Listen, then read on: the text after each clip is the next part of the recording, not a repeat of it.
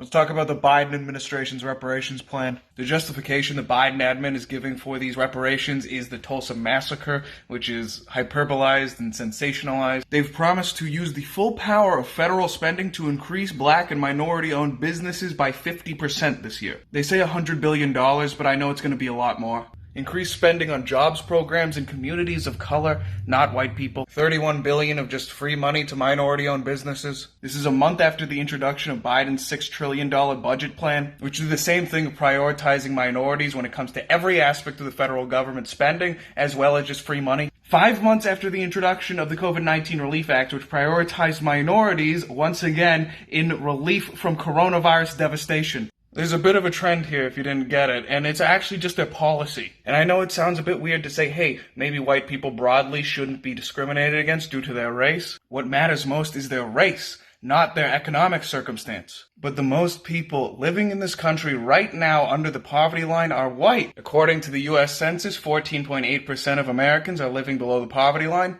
Of that 14.8%, nearly half are white. That is 20 million people who are receiving no benefit from any of this. 20 million people living in generational poverty who are being told by the U.S. government, sorry, you should have been born a different race if you didn't want to be poor.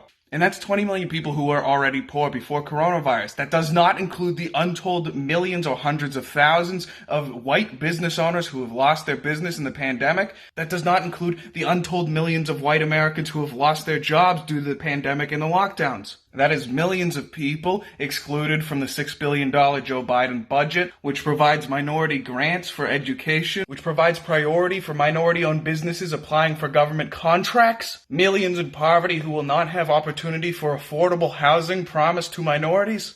The same white people who did not receive assistance from the Coronavirus Relief Act. You lost your business due to coronavirus? Sorry, you're white. You want government assistance to go to college? Sorry, you're white. Can't afford a house? Sorry, you're white. Can't get a job? Sorry, you're white. They are mocked for their poverty, demonized, given no assistance by the government. I mean, if anyone ever talks about this stuff, they're called racist. And who do you think is going to be paying for it?